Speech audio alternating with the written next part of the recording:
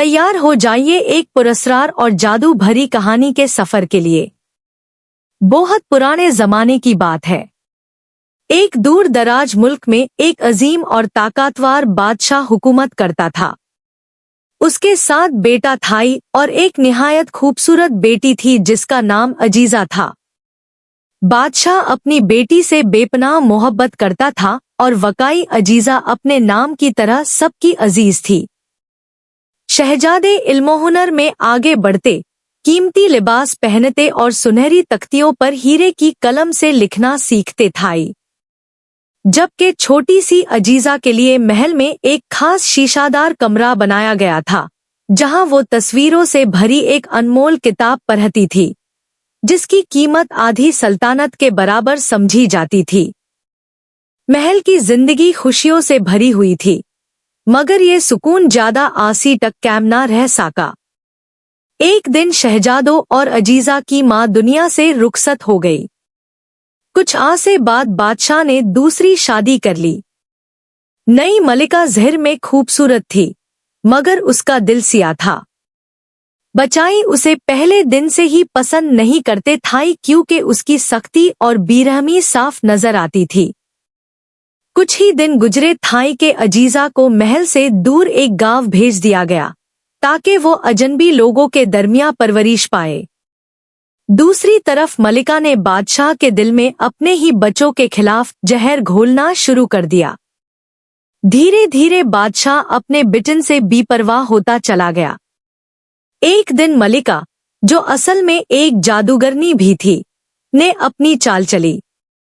उसने जादू के जोर से शहजादों को बदसूरत परिंदों में बदलने की कोशिश की, लेकिन उनकी मासूमियत के सबब वो सिर्फ सेफ हंस बनकर रह गए।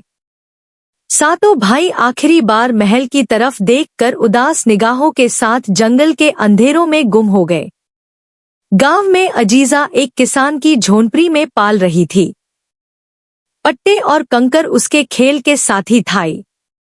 वक्त गुजरता रहा और जब वो 20 साल की हुई तो दोबारा महल बुला लिया गया। मगर अजीजा की वापसी ने मलिका के दिल में हसद की आग और भड़का दी। इस बार मलिका ने नया जादू आजमाया। 2 भयानक मेंढकों पर मंत्र फूंके गए। एक को हुक्म दिया गया कि वो अजीजा के सर पर बैठे, दूसरा उसके माथे पर। जब अजीजा हौज में नहाने उतरी तो मेंढक उस पर आ गए, लेकिन उसकी पाकी और नीकी के आगे जादू नाकाम हो गया।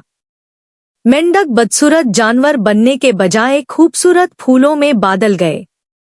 मलिका ने गुस्से में जला हुआ अखरोट का सिया तेल मंगवाया और अजीजा के चेहरे पर लगा दिया।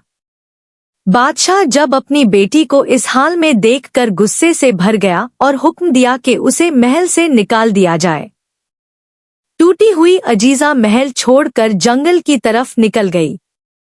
कई दिन भटकती रही, फिर एक घने जंगल में थक कर सो गई। सुबह जब आंख खुली तो कुदरत का हसीन मंजर उसका इंतजार कर रहा था।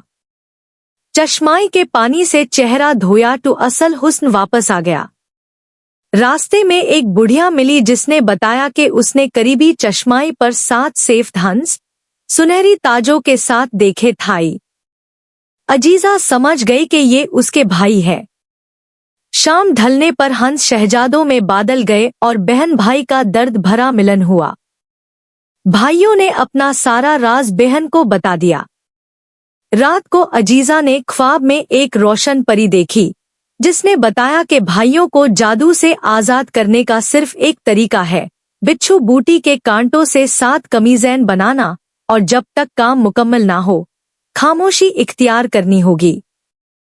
अजीजा ने बिना शिकायत कांटों से अपने हाथ जख्मी किए और कमीज़ें सीना शुरू कर दी। दर्द, तन्हाई और सब्र के साथ वो काम करती रही। इस सफर में एक नए मुल्क का बादशाह उसे महल ले गया और उससे शादी कर ली, मगर अजीजा अपनी खामोशी पार कायम रही। बुद्धाई वजीर ने उसे दाया करार दिया और आखिरकार उसे जिंदा जलाने का हुक्म सुना दिया गया। आखिरी लम्हों में अजीजा ने 7वीं कमीज मुकम्मल की। आसमां से हंस उतरे, कमीज पहनी और शहजादे फिर से इंसान बन गए। अजीजा ने पहली बार सच बयां किया और सब कुछ वजह हो गया। आखिर में सच और सब्र जीत गए। खुशियां वापस लौट आई और अजीजा की कुर्बानी मिसाल बन गई।